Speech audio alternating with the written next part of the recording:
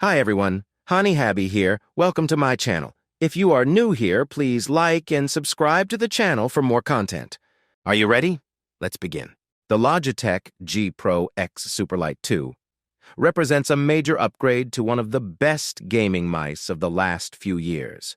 It brings with it everything from an uprated sensor to clever new software tricks, as well as quite the premium price tag at £149 in United Kingdom and $159 in United States or €159 in Europe. That puts it firmly in the frame against the likes of the Asus ROG Harp Ace Aim Lab Edition and the Razer DeathAdder Dpi 3 Pro as one of the most premium mice out there. Whether Logitech can come out on top, though, is a different story. Following in the footsteps of the original G Pro X Superlight wireless from a couple of years ago, this second-generation model offers a similar minimalistic look to it that does away with any fancy lighting or rubberized sides in favor of a mean but simple look.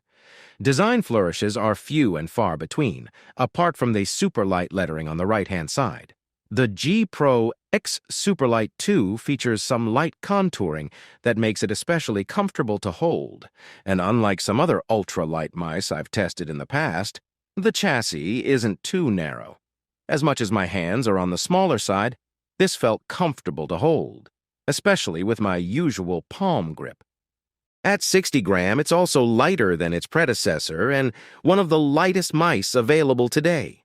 It's 10% heavier than Asus's ultralight option, but it's still a remarkably low mass if you're used to heavier mice, like I am. The G Pro X Superlight 2 doesn't feel cheap either. Usually being so lightweight, these mice can feel a little hollow, but not this one.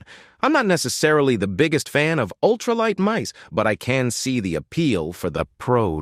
There's a reason this particular line of mice is a favorite of theirs. You get minimal buttons with the G Pro X Superlight 2, though there isn't one dedicated to changing the DPI, nor for selecting profiles. Logitech has instead decided to give you the buttons you need as opposed to the ones you want. There's 2 mouse buttons, a scroll wheel, 2 side buttons, and that's it. On the underside, it features a selection of PTFE glide pads for smooth control, as well as storage for the bundled USB receiver. Dongle storage is especially nice to see, as a lot of other more premium mice I've used skip out on it entirely, which is a shame.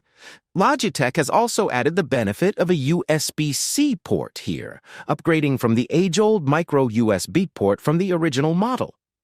Its packaging is plastic-free and is comprised majorly of cardboard, in keeping with Logitech's claim that their G products are carbon neutral.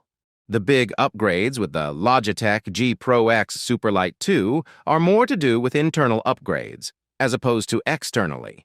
The headline of these is that it comes with Logitech's new Hero 2 sensor that's kitted out with a sensitivity of up to 32,000 dpi. It isn't the most powerful sensor out there, but remains incredibly powerful.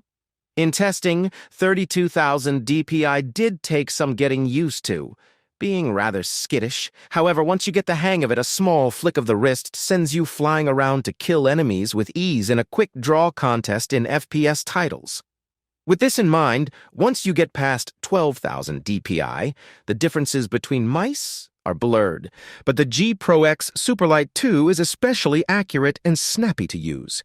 The mouse buttons offer use Logitech's new Light Force hybrid switches. These are hybrid optical-mechanical switch technology that combines the performance of an optical sensor in speed and reliability, while providing the crisp response of a mechanical switch, and in testing felt tactile and fantastic.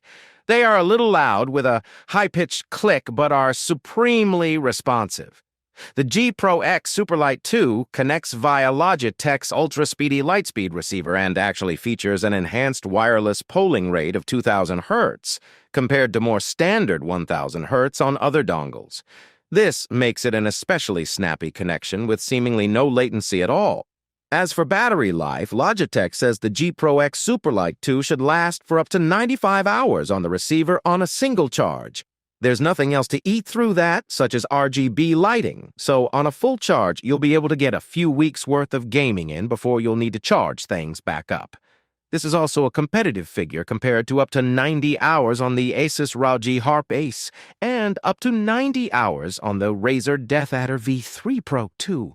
The G Pro X Superlight 2 is also compatible with Logitech's Power Play mouse mat, sold separately, which can charge the mouse while you use it. Then you never have to worry about plugging it in. It is an expensive accessory, but a clever one. The Logitech G Pro X Superlight delivers on one side in the software and lighting department. G-Hub was already an excellent piece of software, but it has seen some notable upgrades to add even more functionality.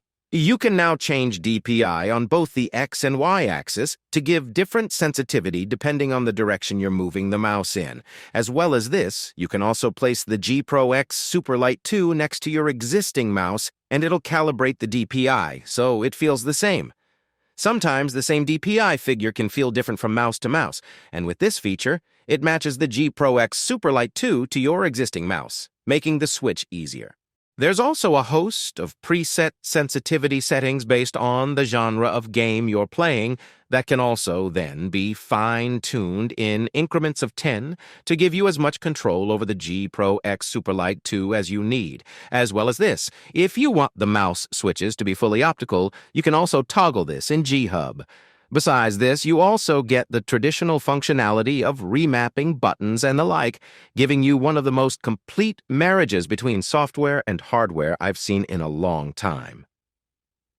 The Logitech G Pro X Superlight 2 doesn't feature any RGB lighting in the name of offering better battery life.